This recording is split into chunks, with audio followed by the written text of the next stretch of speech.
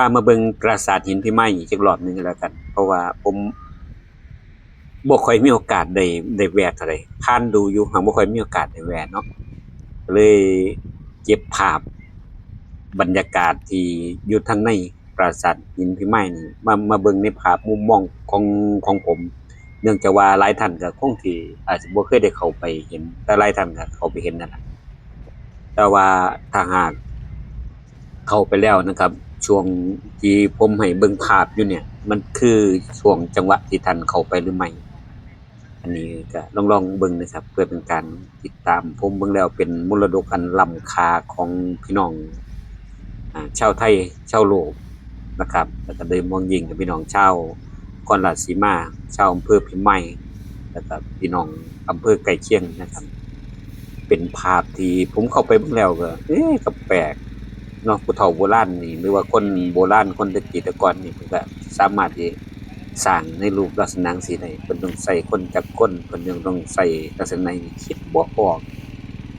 เบิ่งแล้วคิดเป็นเรื่องที่คิดตามจินตนาการนี่ได้ยากว่าเพิ่นเอาอิหยังตัดเพิ่นหินลักษณะจั่งซี้ต้องใช้คนหลายปานใดใช้งบประมาณหลายปานใดส่ำงบประมาณทางด่วนทางบ้านเฮาอยู่ยุคสมัยคุมื้อบ่หรือจั่งใด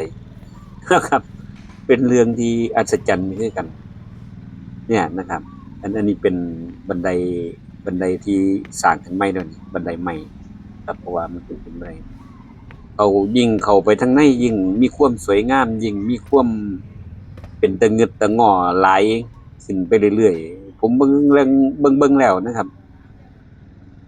เป็นลักษณะแบบเอ๊สวยงามนะครับสวยงามค่อนข้างสิ คือจังว่านั่นแหละในจินตนาการของผมนี่คิดบ่ออก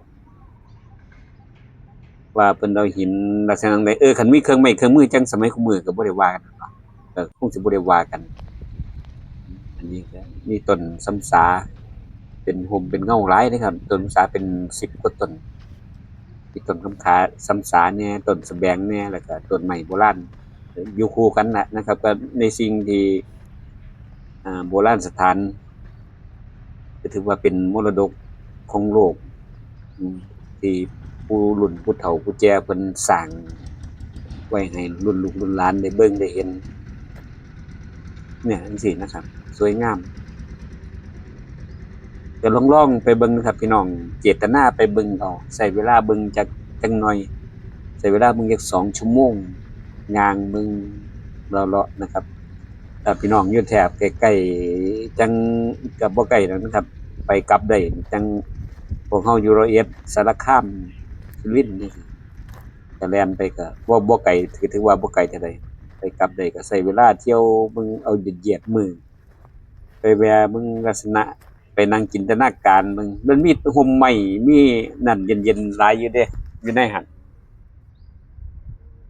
หลายอยู่เพิ่นก็มีการเก็บบัตรอยู่น่ะตามที่ผมบอกไปก็ผู้ละ20บบาทนี่ก็เป็นพี่น้องชาวไทยผู้ละ20บบาทแต่คัน60ปีคือผมนี่เพิ่นก็ว่าบ่เจ็บ ให้เขาเบิ่งฟรีว่าซั่น60ปีแต่ผมก็เบิ่งแล้วก็20บบาทก็ให้เพิ่นเถาะเนาะเพราะว่ามันมีการรักษามีการทำความสะอาดมีการบูรณะในส่วนที่มันก็บ่แม่นบูรณะดอกเนาะในไอ้เพิ่นเอิ้นว่าเนี่ยน่ะเก็บเป็นทำความสะอาดใบไม้มาหยังออกเพื่อให้เป็นหม้องท่องเที่ยวบ่ให้มันสกปรกถ้าบ่ทำความสะอาดนี่ก็ใบไม้ใบไร่หรือว่า สิ่งอิหยังต่างๆนี่มันก็สิ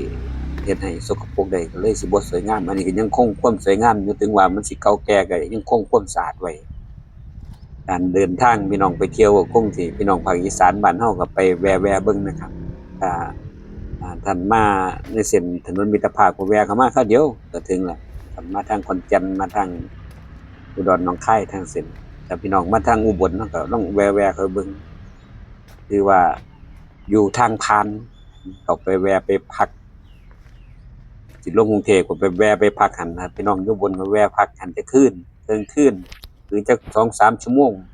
ผมว่าแล้วก็น่าสิเป็นอย่างดีปราสาทหินพิมายอำเภอพิมายจังหวัดนครราชสีมาครับไปเบิ่งเด้อ